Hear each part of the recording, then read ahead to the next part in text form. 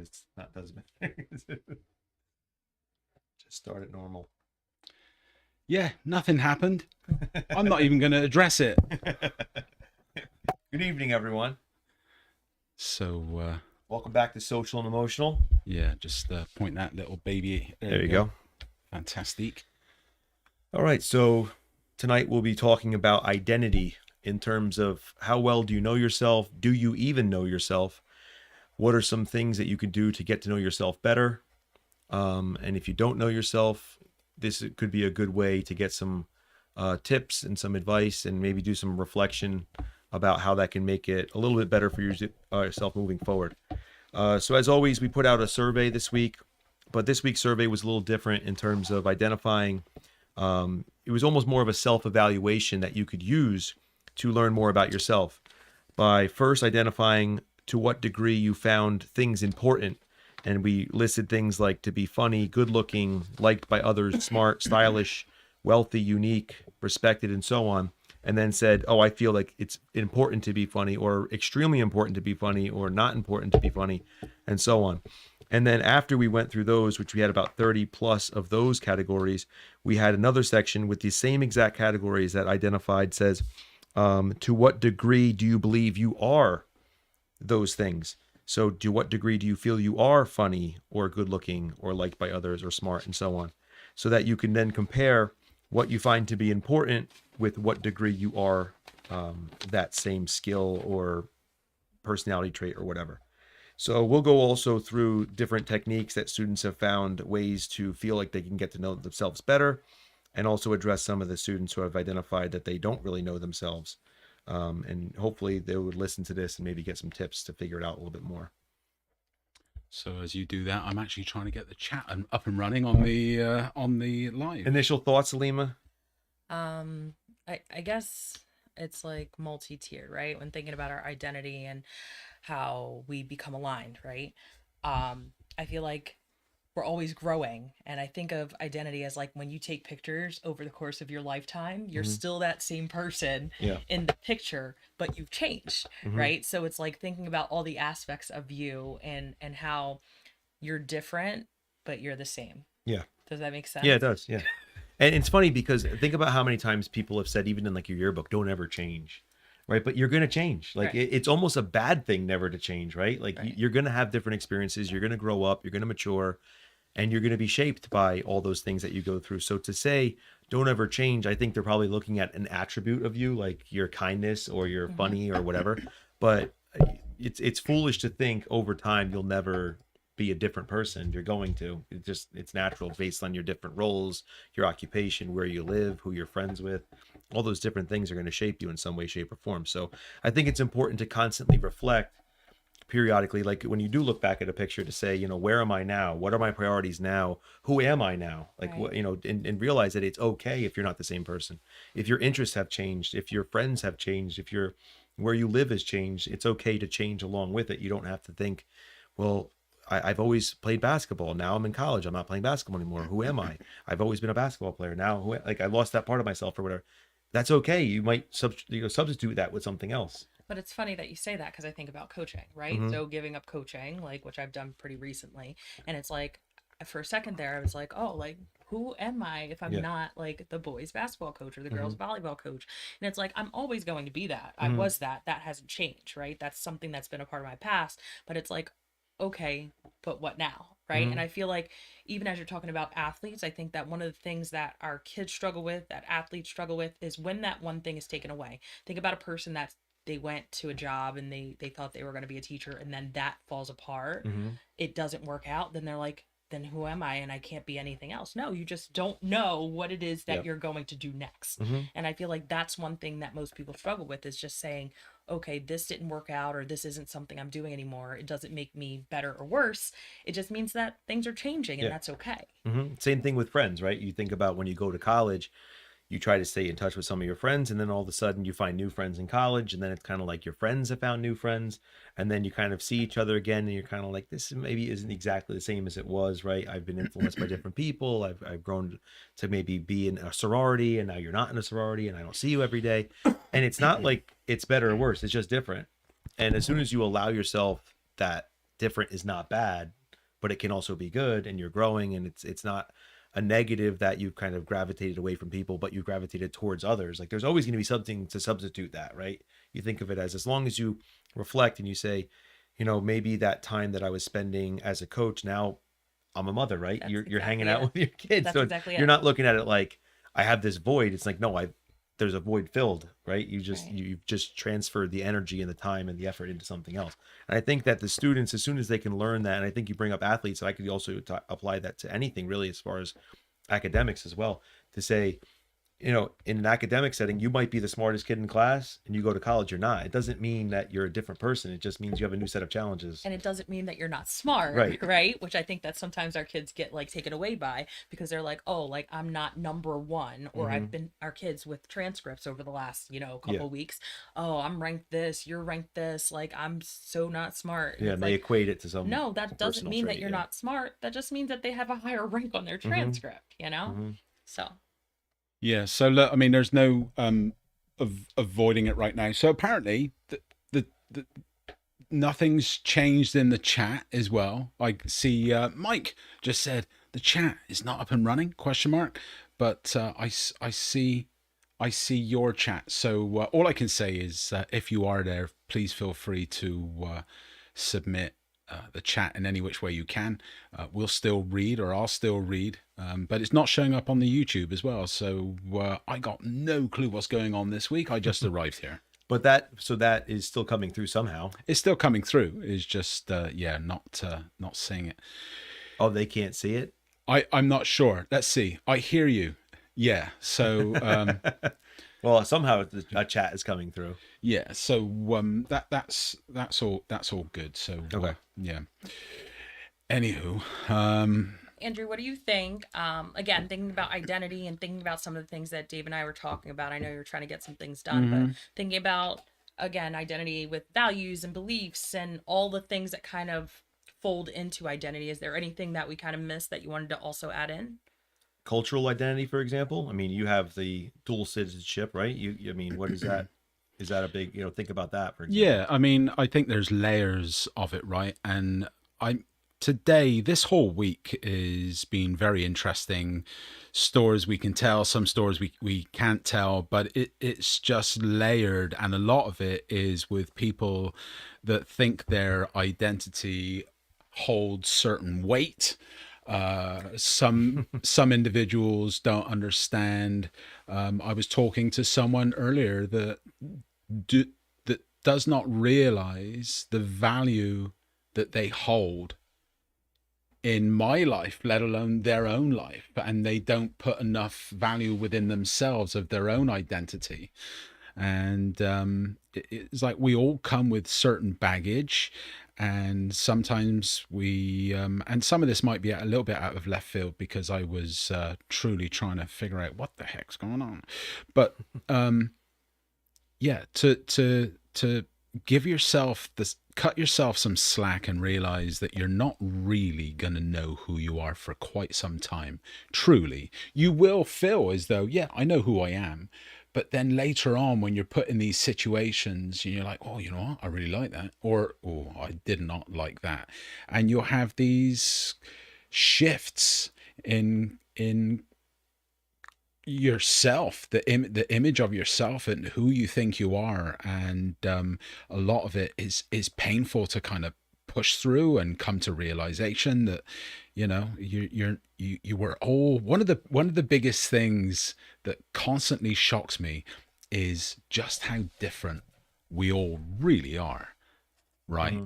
You could there are so many different areas in life that we could say, we take it for granted, or I do take it for granted. I see someone, like things we've talked about in the past, that I'm like, there's a confident individual, never has a worry, goes about their day-to-day life, and we draw these conclusions, and then we weigh ourselves up based on your false conclusions about others.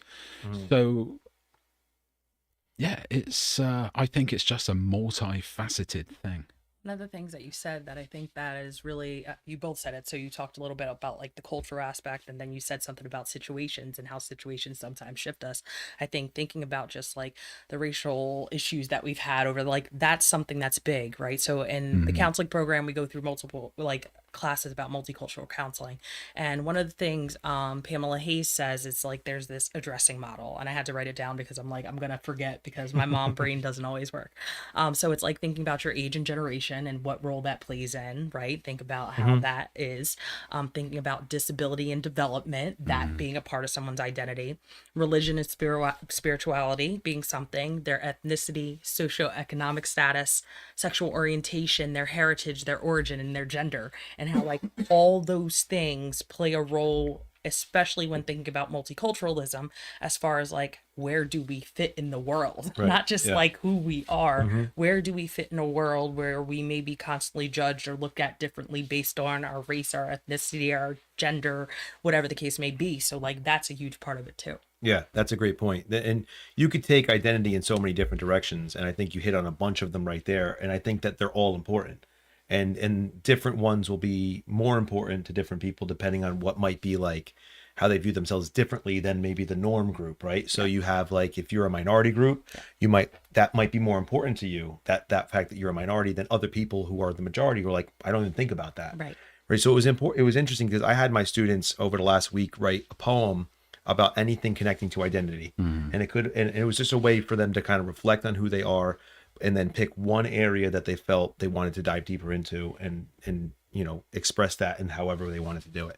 And some of them went to a cultural angle, some of them went to their sexual orientation, or they went towards who they are in their family, or there's so many different facets. It was fascinating, and they were brilliant poems too. Like I told some of the class, I said, I'm glad I didn't write one for this because I would have been embarrassed compared to what you're writing. Like it's so good and so profound and so deep for people who are 16, 17 years old. And I said, I hope some of you keep this up, like as a practice or as a way to express yourself or whatever, because it really is inspiring. And what you find in those cases also is that I say to them all the time, you don't have to share it if you don't want to. I'm going to grade it based on this rubric, but if you want to share it, I would, it's a way to empower yourself. And I showed him examples of people doing spoken word poetry and how like confident they come across, and how much, Amanda Gorman, who had a speech impediment, and I showed him an example of her where you could hear it, and then look at her at the inauguration where you can hardly tell at all unless she brings it up, right? You can't even tell she has overcome that, but she never silenced herself as a result. Like she knew who she was and she practiced that way. But I think that, then the students who did speak forward, then it just bred more kids that wanted to speak, right? So that's the trickle down effect. It's like, I'll go first, and then they'll share, and then they'll talk about it, and then another kid will go, another kid will go, another kid. And then I had one class that no one wanted to share, and I was like, that's all right. Does anyone want to go? And you could see some kids wanted to do it, but they just didn't want to be the first or the only. So I was like, if you want to share it amongst each other, not out loud to the class, you could do that. And some of them did it that way, but you just can tell that, they want to express themselves, but sometimes they just can't bring it out unless other people kind of show them the courage that they have. So it's a really empowering thing. I tell them, I said, it's not going to be for a grade, the sharing of it, or it's not going to be something where you read mine because I'm embarrassed. It's like, you read your own stuff or you don't read it at all. And to feel that I did this, I'm the one that made the decision to share this in class. And like I said, they were really inspirational. I was really proud of them. Some of them talked about some tough topics, and just the way that they kind of are working through some of the things, and that their level of awareness to what it is and how it affects them, and then how they're, trying to be more optimistic about it and not be held back by it. I believe through personal experience that writing poetry is possibly one of the best therapies that you can perform next to meditation. I'm going to go that far with it. I think that for me, writing poetry may have even saved my life at one point, because it was digging down, tearing everything apart, expressing, finding the right words. If I'm finding the right word, I'm analyzing the situation and paraphrasing and find, I'm talking to individuals that know exactly how to express all of this. I write a good poem, but I wouldn't know whatever phrase it is that you learned individuals say, you know. But my writing was solid, and it was good back then. And I actually, when I was working in a factory years ago, I was about 19 or 20. I would write poetry for the guys on Valentine's Day. And I would say, write down her interests, color of her hair, eyes, this, that, and the other. And this is the ultimate in gaslighting, if ever there was. Today, gaslighting was the subject. I was teaching my students what gaslighting was. Mr. James, what's gaslighting? But you should ask. And the responses, I got such a kick out of the responses to the guys, and they'd come in. But after like a couple of years of doing it, I caught on, oh wait, they're falling in love with something that doesn't exist, you know? So I had to stop doing it, because I realized who I was. I kind of grew up a little bit and found my own identity through doing that, through making those mistakes. But, you know, it's, I'm just going to go to another poet. What can I say? Yeah. Well, that's the point. I think it's important that, again, you had the wherewithal to kind of realize what the error of the ways, or kind of you grew up, whatever. And I think that's part of the constant reflection. You know, going back to the pictures, like you think about it, like, okay, I look like that. That hair is terrible, or whatever it is, right? You look back at the picture, like, why did I fight for that haircut? You know, it's stupid, or why did I do that?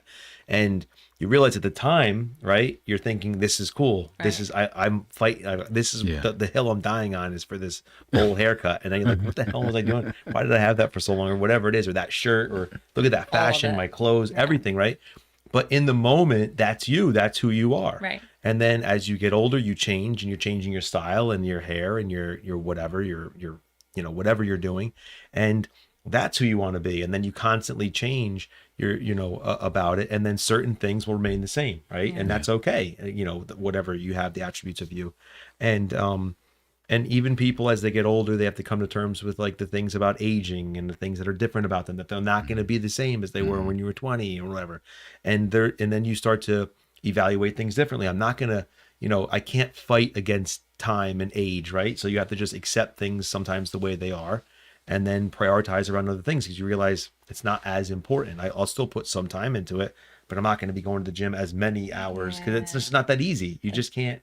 Where's the time for it? And it's like, okay, what's like most important? Like, That's what exactly do you it. value? Like, what is something that's making you authentically you? Going back to you in the poetry, right? You realize that wasn't authentic. They were falling in love with the words that weren't there. So you weren't being genuinely you. You were giving yourself away to other people, right? You know? So it's like just thinking about the ability to be genuine and assess what that is in that moment, in that time frame. And the fact that, again, you're going to change. And I find that a lot of parents, when they come in and they're talking to me, if we're sitting, now that they can come in, sitting with their child, like, you know, when they're with me, they're different, like different in comparison to what, you know? And then they're like, well, when they're with their friends, they're happy. And it's like something about like adolescence and teenage years. And it's like, yes, when they're with their friends, that is their happy place most of the time.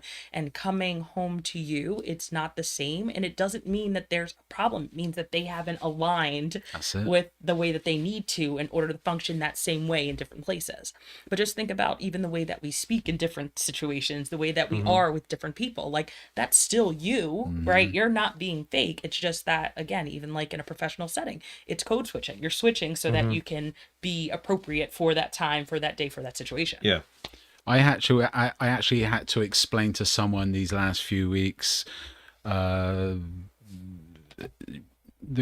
there was a question about why am I emotionless when I come home, and I said, well, sometimes I said, look, when I was that age, I did exactly the same thing. I'd come home, I'd go upstairs, I'd disappear into my bedroom, and you wouldn't see me for, you know, a long time. My wife, very different. Never wanted to be anywhere other than with her parents, and had that sort of open relationship, and just different, you know. But for me, I didn't know how to handle my emotions. I was growing. I didn't know I didn't know, but it's so easy, isn't it, to not take it out, but to not care as much around those that you're very comfortable with, you know. So it's not necessarily that you're angry or upset or sad or depressed. It's like you're figuring yourself out, and it's okay to be how you're going to be, as long as they kind of understand as well.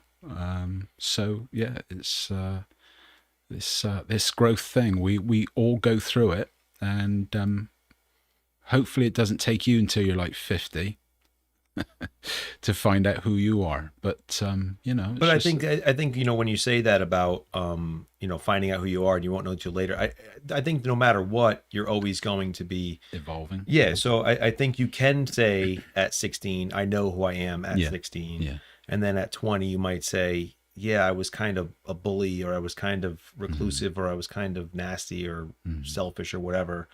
And just reevaluate at 20 and say, I'm going to be this way at 20. And then at 25, you say, I don't really like those parts of me at 20. Let me change some of those. And then at 30 and so on. So, I mean, you're never going to truly be one way, right? Yeah, This is exactly. Say, like, there's not going to be ever a point in your life where you're like, oh, that's how I am now. It's a constant change through your whole life. Ebb and flow. So, you know, I think that everyone can. It's just a matter of, for a lot of the students who are kind of wondering, like, how do I do this, right? So let's just go through maybe some tips that we would suggest, and even some that were pulled out from what the students suggested, as far as like what we would do.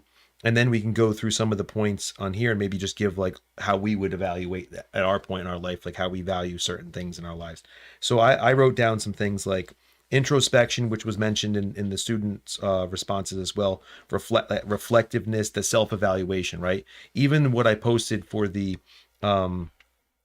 survey of, that's a reflective activity, right? Like the same way as when you do like a personality assessment, or like, you know, trying to figure out like an ASVAB or whatever, you're assessing where you are at that specific point in your life, what's important to you, what's not important to you, who you want to be, who you think you are.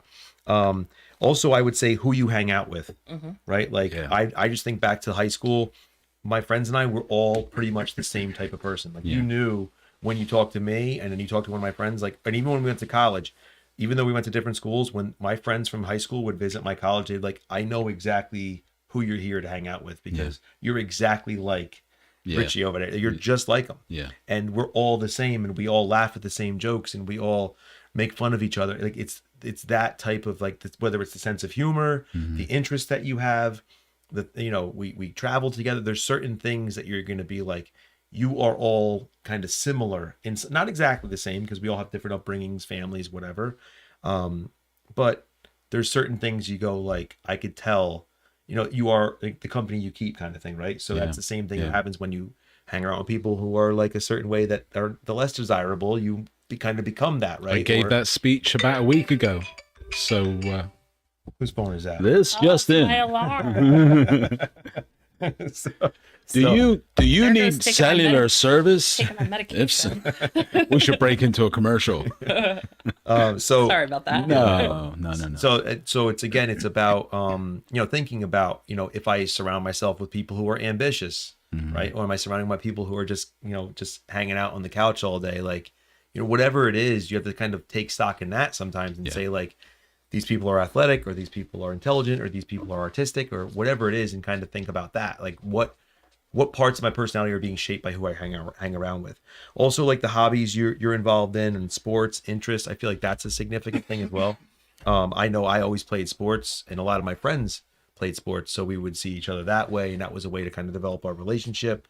And then that was a way, even as I got older and then get into coaching, it's like basketball was my sport, so I'm going to coach basketball. And that was a way, like, you know, I got to know Alima, and like, you know, you just kind of figure out other people, and you're like, this is a way to create relationships and things like that. And also, as Alima said before, it is going to always change. And I would say, whenever you're evaluating things about what's important to you, always prioritize them. Like I would list them. What's the most important thing to me right now? So I know when I was in college, I would have said my friends was number one. and then like sports, and then somewhere down in the middle would be grades. Right. And things like that. So I would not, and like travel would not be on it, and food and whatever, and maybe fashion would have been higher. I can care less about fashion. I got a free shirt from Peloton for doing 100 rides. That's what I'm wearing today. So you found a way to work that into the conversation. so Fantastic. that's 100 rides. I did a Tunde ride. She's a beast, by the way. You don't know Tunde? You remind me a little bit of Tunde because she's fierce and like tough and like. Well, thank you for that. Strong. She's a strong black woman. That's what she is. Look her up now. Yeah. And I did a 45-minute ride, and she like kicked my butt. But I was just looking for a shout out. They give shout outs when it's live. It was a live ride. I had to wait for like 2 minutes after the ride was over for her to give me a shout out. I was furious. Of course you were. No.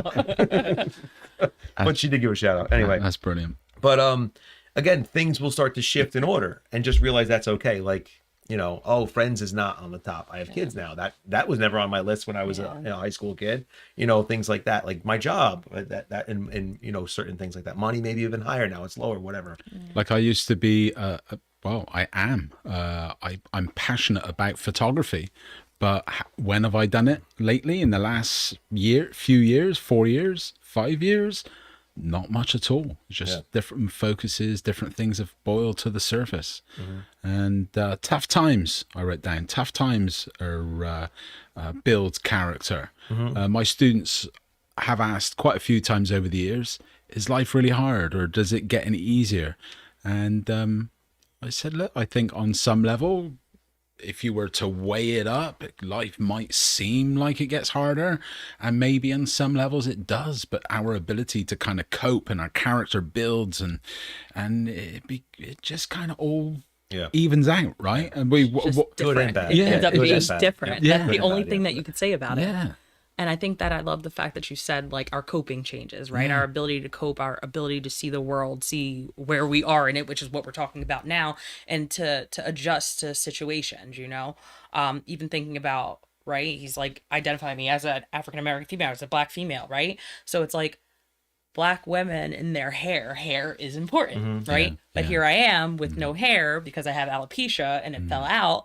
And it's like thinking about that part of me gone, it hurt for a really long time, and that takes away from like even being a woman, you know, that idea of having hair and that being a part of it. And it's like just thinking about how for a while there I was struggling with my identity because without hair, without weaves, without wigs, like who am I? Am I different? But it's like no matter what, you're still you. Like take the hair away. And I feel like now even people see me, I see former students and stuff out and they're like, oh my goodness, I knew it was you right away. Hey, Miss Williams. And I'm like, hey, like, you know, like even though I thought that it would shift, like who I was, even appearance wise, like I haven't changed for anyone.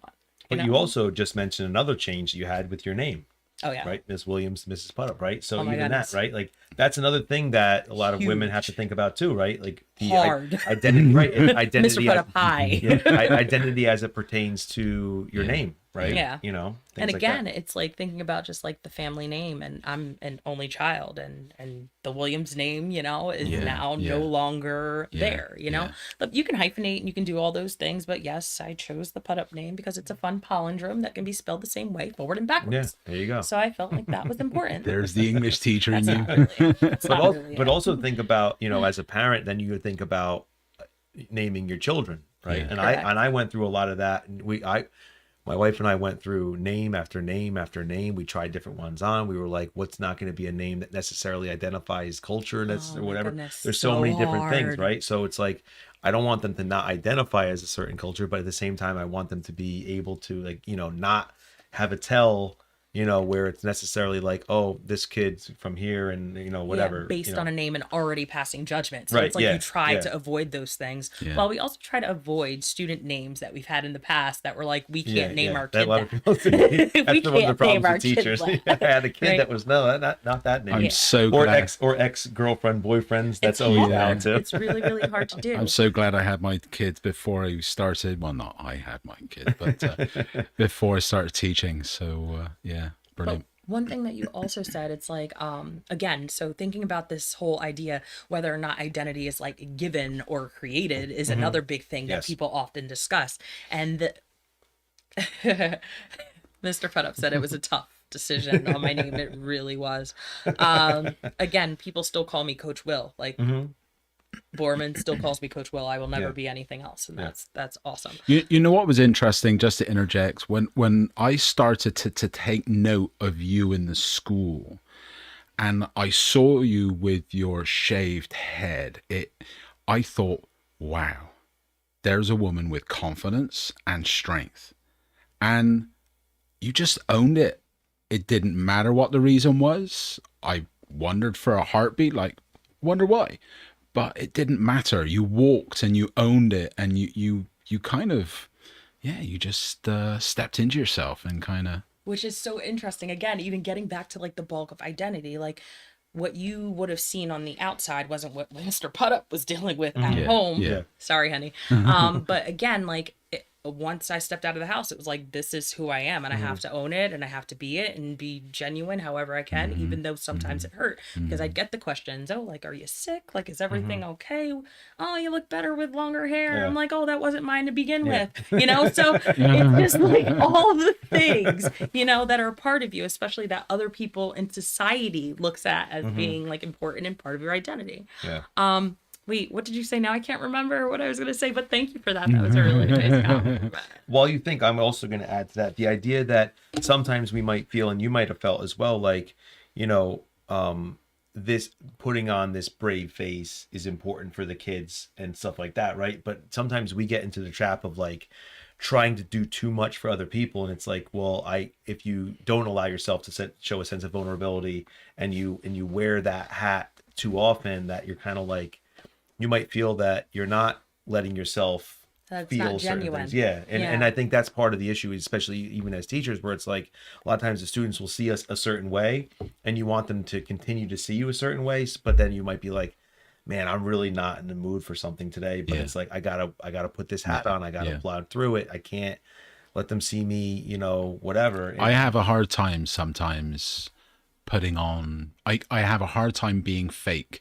Even towards people sometimes. I can't. Yeah, me too. I cannot be fake if they haven't earned it, or something's so egregious that it's like, nah, sorry, can't cut you a break. You know, it's weird, and I will. It doesn't matter even if they are supervisors or people in power.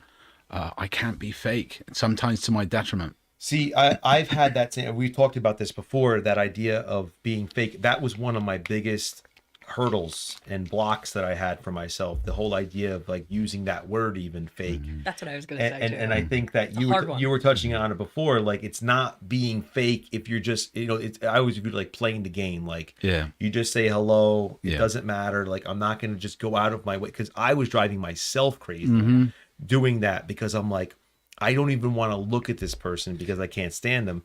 But now I'm like, hey, good morning, how are you? And I just keep it moving. And I don't, because every morning, it's funny, I almost play a game with myself sometimes about how many students I can say hello to before someone will respond, right? And I usually can get to like 5 or 6 before anyone even looks my direction when I'll say good morning to them. I did notice. I'll just be like, we were walking together today, and I'm like, Dave just said hello to a student. Huh.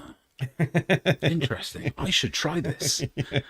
Because sometimes they look at you a bit weird. You know? Sometimes I'm like full of pep, and I say, good morning. And they're like, especially when you're the only one in the hall with them. It's like, you know who's talking to you, but I know you heard me. But they just keep their head down, like, I didn't hear you.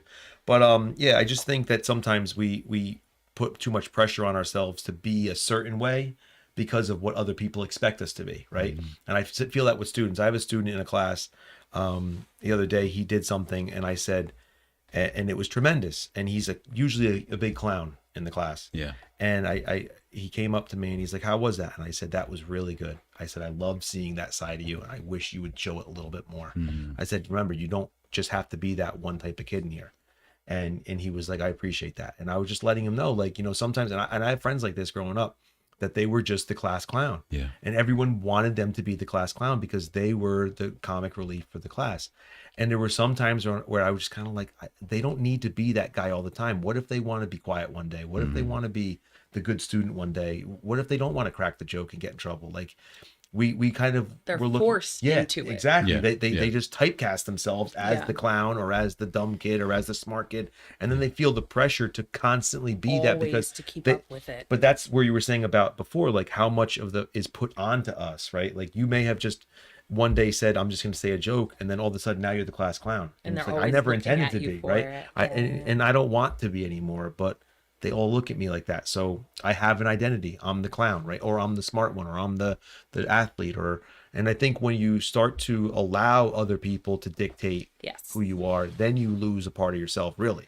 And that's when you start having issues with self-esteem. You start having so much self-doubt. You start to like have images with self-image because of the fact that you're trying to like meet other people's expectations and what they're expecting you to be versus being who you genuinely are, when maybe it was just a joke the first day and now you're expected to do it from that point on. So that's a really, really good point. Yeah, I remember a change one time of supervisors, and at one point I was always cracking jokes just because that's in my nature. And then I just thought, you know what, I need to be taken a little bit more seriously. Yeah, I can crack a joke, but I've got some input I want to give as well.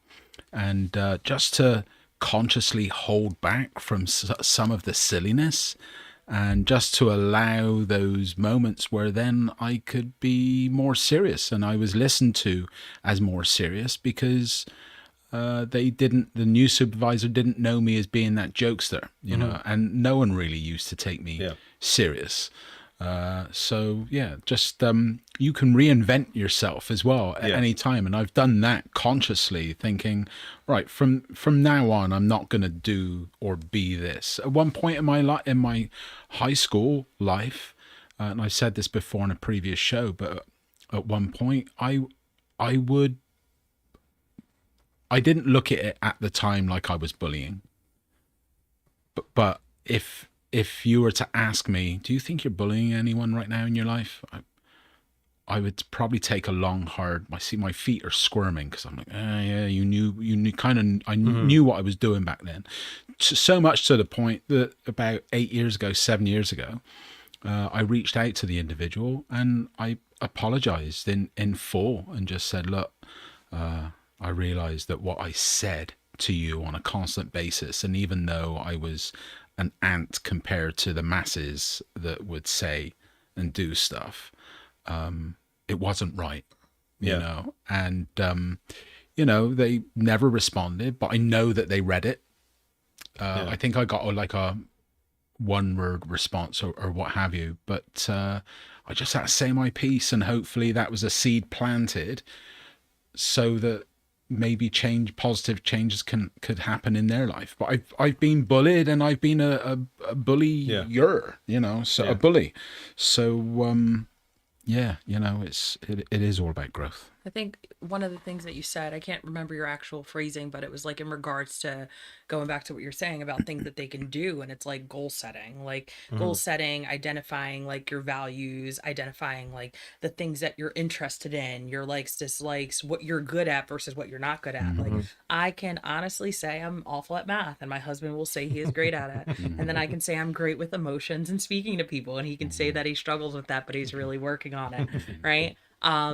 But being able to identify that and say that is something that a lot of people can't do. Yeah. And it's like, you don't have to be great at everything, but you need to identify what you are good at, so that then later on, when you're picking your job, when you're picking your career, when you're getting in a relationship or a romantic relationship with someone, make sure that it aligns and you're not constantly changing yourself for all of these different reasons. Yeah. And that's something that I feel like is important to figure out. Yeah. And I think it's also important to bring up again the social media aspect of things, and how, so if you're spending a lot of time on social media and you're allowing that to dictate who you want to be because other people are popular for doing X, Y, and Z, so you feel like you have to do it as well to be as popular, talk a certain way, act a certain way, dress a certain way, and it might not be you. You know, you don't have to do that kind of stuff. Like, you know, that's why I feel like there's benefits in kind of getting away from those things, just because of that. Like you have to put that stuff aside. Like if you're going into your house and you're just closing the door in your room and you're just going to scrolling through different things, watching what other people are doing, it'll be very difficult for you to figure out who you are, because you're just an observer of life, basically. You're not even a participant in life. So how are you gonna, like, what is your role then? It's like you're just someone watching TV all day. Yeah, You know, that's essentially what you're doing. especially if you feel that you don't have any, let's say, God-given talent or ability at that point in life.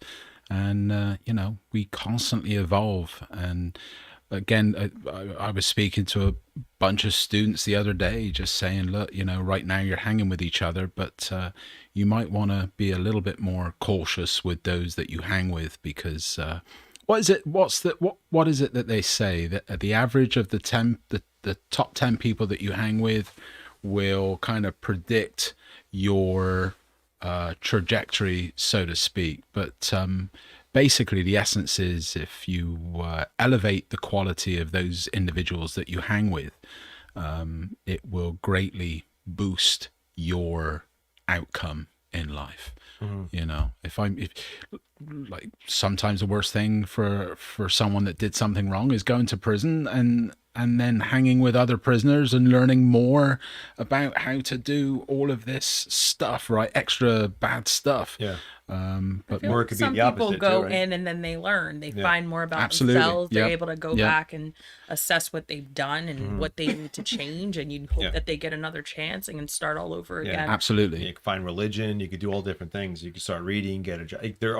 It's all about how you adapt to what happens, right? So Situation. you can there's a lot of people who say I was completely changed by an incident in my life and it was for the worse. And other people can say that was the best thing that ever happened because I let that be my low point. Do you think that's an aspect of being kind of scared straight, so to speak, you know, straight and narrow? Not necessarily. I just think it's when you evaluate to say, if you have the wherewithal to be reflective and you say to yourself, I'm not letting this happen again. And what can I do? What's in my control to make sure it doesn't happen again, right? So if you see that you have a problem and you've gotten away with something X amount of times and then you get caught for it, it's not about necessarily being scared, but it's about, it could be kind of scared, I guess, but just saying, I want better for myself. I'm not doing that again. And and it could be a way of saying, if I do this again, it's going to be worse for me, or whatever it is. If it's an arrest or whatever it is, you have to kind of look at it and say, I have to allow that to be my down point, and I have to just learn from this. Because I look at that and say, let me make this the best thing that happened as opposed to the worst thing, right? That's just a personality thing. Let me learn from it. Yeah. Like, don't become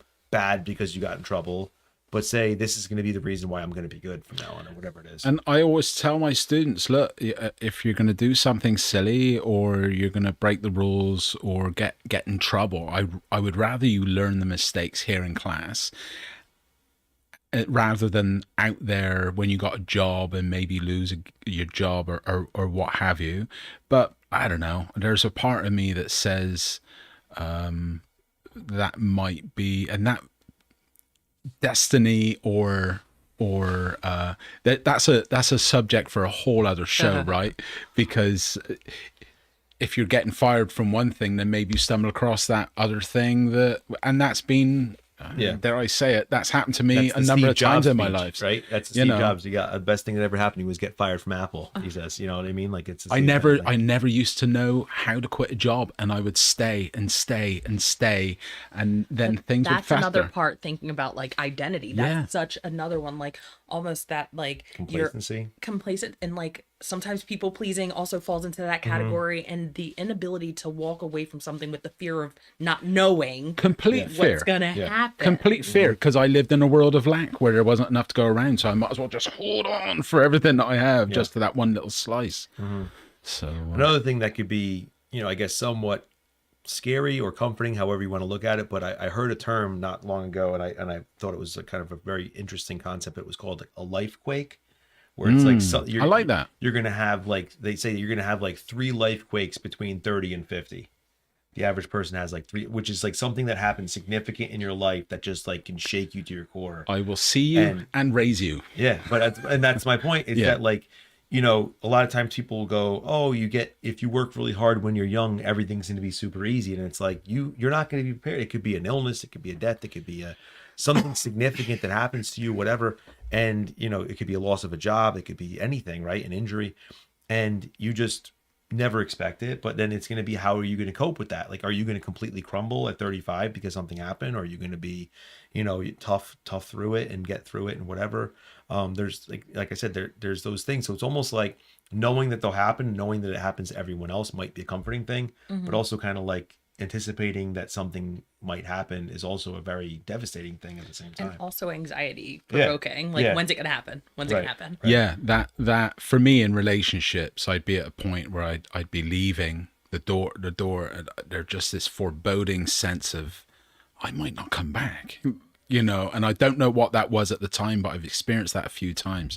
But one of my favorite sayings is something along the lines, paraphrasing yet again, is a ship was not built to be moored in a harbor.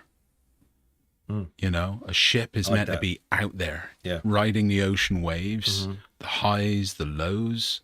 And again, I don't want to be the person that lives a safe life. Who are you going to be if you've lived a life and you haven't had character building situations? I want to be, and again, I had this conversation with someone today, and I won't think about it too much because there's nothing really that I can say. But it's I said to someone today that I am very grateful for all that I have gone through, the good and the bad, because if anything would have changed in my growing up, I would not be where I am and who I am today. And I dare to think, what I would be if I didn't go through some of the hardships and I didn't learn and grow and kind of get prepared or be able to take a good kind of life beating in some sense and come out the other side okay and just mentally intact. Yeah, but that's the point. I think I'll add to the Lifequake idea because I don't want it to be too scary, but the idea of the more you go through when you're younger, it'll make you more equipped to deal with those things, right? So when you might be looking at the negatives in your life as a youngster and saying to yourself, oh man, I have it so bad. These other people have it so easy. You could look at that and say, you know what?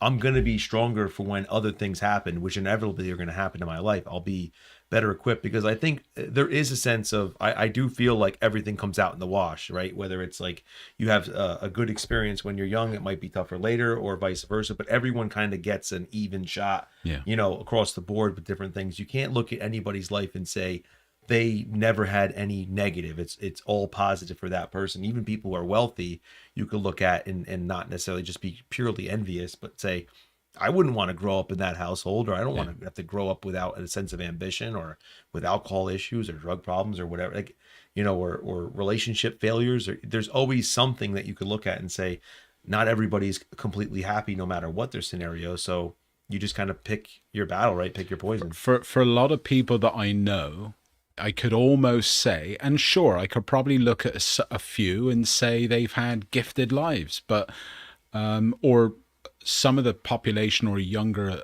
generation might say they've had gifted lives, but it's almost like we're all given 10 points of hardship in our life. You're going to have 4 points in this area, 1 point in this area, 3 points in another area. You're going to have a different variation and I'll have a different variation. So at some point you get to a point in your life that for me, I used to say, I've had a tough time, but you kind of come to realize that there's people that have had it way harder, and maybe not. It's just.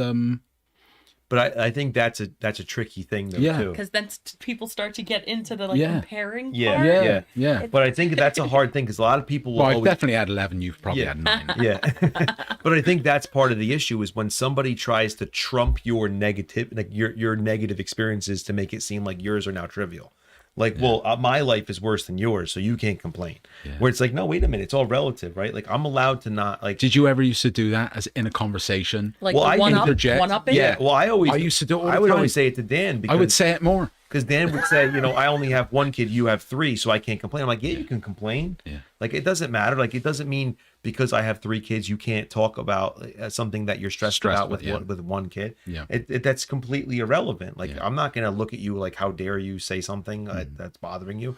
But there are people like that who will say, you have no idea how bad it is. If I usually think of it as, and I catch myself sometimes doing this, if when someone's complaining, if the next thing I do is connected to myself, I got to stop, because that's not what it is. It's not a one-up contest. Oh man, your kid did that. Well, my kid did this. Well, I did that. And it's like, you're just competing to see whose situation is worse. I think about 12 years ago or so, I had to consciously stop myself from interjecting, not listening to what they were saying, and putting my one-upmanship kind of, I didn't realize like how bad it was. Maybe it's like 10, 15, but it wasn't too long ago, so. But again, that's all something that started earlier, and you just don't know exactly the root. So like, at what point in your life did that start being something that you had to do? Were you trying to get someone's approval? Were you trying to, you know what I mean? And Absolutely. I find like a lot of our students right now are also in that phase of one up, and then they wonder what happens with their relationships, but it's the other people are unwilling to deal with it, but they don't know how to address it. So it's there's so many things. So let me read through a couple of the things that the students had to say about things that they've done. So we have here a student who says, I meditate to kind of understand who I am a little bit better, do things that are more creative and social activities, find myself when I go to school and I kind of go through different experiences at school is helpful. Spend a lot of time introspecting. I take mental health days and spa days to kind of like, decompress. Other students talk about using art, expressing myself with fashion. Like, as I mentioned before, a lot of students are kind of in that phase of, I'm not sure who I am. Writing down my thoughts, journaling, which I think is terrific. I did a lot of that when I was younger with the poetry stuff too. I think journaling is fantastic. Like, I feel like that is one of the constants that I brought with me from like middle school through college. That was like one of the, maybe the only thing that I kept as a constant that kept me on like this side of sane. Like, so powerful. It was like dangerously close to the line of like, well, that and poetry are kind of it's the same hand thing. in hand. Just different forms. And then another student says, I'm honest with myself. I understand who I am. I listen to music sometimes, go out with my friends, spend time with my family, like just kind of the basic things. But again, I think it is important when people are honest with themselves. I think that's a fantastic point, and that's very well thought out by that student. Because if you're not going to be honest with yourself in your own introspection, then you're not going to know who you are. Yeah. Right. You can't just be defensive to yourself to say, I'm not that way. I'm not a bully. I'm not a this. I'm not disrespectful. I'm not whatever the thing is that might be negative. Yeah. If you don't allow yourself to see, especially when other people might call your attention to it, right? Like a family member, a friend, or whoever that says, look, maybe you shouldn't be that way. And if you just go, I'm not that way. Like if you don't allow, at least, because I find myself, as I mentioned before, like with people, I try to allow them opportunities to maybe express a different side of themselves. Like the student who's usually a clown, I say like, no, you can be, and even say, I like that. That's cool. And loud enough where other people could hear it and be like, yeah, I do like that part of him too. And maybe he'll find the courage to do it more. And even a teacher the other day. Is that thunder? That's thunder. No, that might have been my arm. I don't know. No, you go ahead. Great. And even a teacher the other day who I heard being reprimanded by another teacher, I was like, listen, like I'm 100% respectful of you. I think that you're big time. Like I love how you are in this place. And I could just tell it was, and it was genuine, and I could tell it was received that way. And just sometimes it is nice to kind of let people know, don't take it for granted that, oh, this person's in a good mood, therefore I don't have to give them a compliment, or this person's always whatever. Like, let them know, like, let people know. I had the students in a public speaking class. That wasn't your arm. With my stomach? Heavy arm, Dave. So, I had students in a public speaking class do speeches about like their angel. Yeah. Right. And I said to them, I said, are you sharing this stuff with the people you wrote about? Like, that's awesome. I said, you're talking about mom, you're talking about previous teachers, you're talking about siblings. I said, you should be sharing this with them. This is fantastic stuff. Like you're your heart's out there. Yeah, You know what I mean? yeah. Like, it's only a positive thing about someone you care about, and you can reciprocate it by saying, I wrote my speech about you, like my parents or whoever it is. I said, that's brilliant. Like, that's awesome. And they're like, yeah, maybe I'll do that. Some of them struggle with being vulnerable. They Yeah. don't want to be vulnerable, which is like a scary thing. And I feel like if you don't put yourself out there, then you never know. And Yeah. I feel like that's one part of like even finding your identity is Yeah. like allowing yourself to be Yeah. vulnerable and not always having to put up a guard, and knowing that you may get stung a couple times, Yeah. but in the end, it's going to be okay. Yeah. Yeah, again, we're in a situation as teachers, can't really talk about much, but something came to light recently, and that particular individual, ever since their similar stuff, just self-expression, not expressed to the individuals that they initially intended, but since it was kind of all aired, what a difference, in that individual. And just it was kind of a fortuitous event looking back, but yeah, I thoroughly encourage. I'm partially like, if the power cuts out, it's going to cut out right at an hour. But real quick, I just want to mention, because in our survey, we had an area where, like I said, they had to identify areas that they felt were important, and then they had to identify to what level or degree they felt that they were of that. So, for example, many people felt like it was extremely important to be a good person, but maybe half that number identified themselves as good people, right? That's 100% in your control, right? Like, that's something that you can do. But again, their assessment of good. I had this conversation with a student the other Yeah, day. Like, yeah. like I'm a bad sibling, like a bad brother. And I was like, what does that look like? Like, why are you saying that?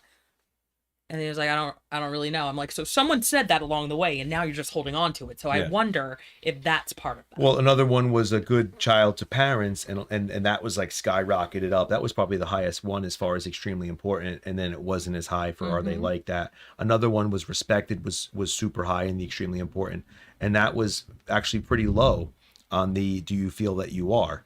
And actually most people put that they are somewhat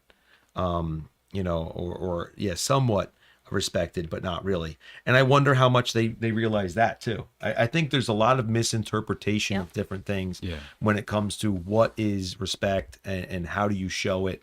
I feel like a lot of the students struggle with that area, and it's separating their feelings from what's factual. Yeah. Like, separate the two. yeah. And I think that's the problem. A lot of people are not being honest with themselves about the situation too. But it was just interesting to kind of look at some of these things about, if you're organized, or the different areas that they felt. Jeez, you could really hear that pretty good in the speakers, huh? That's fun.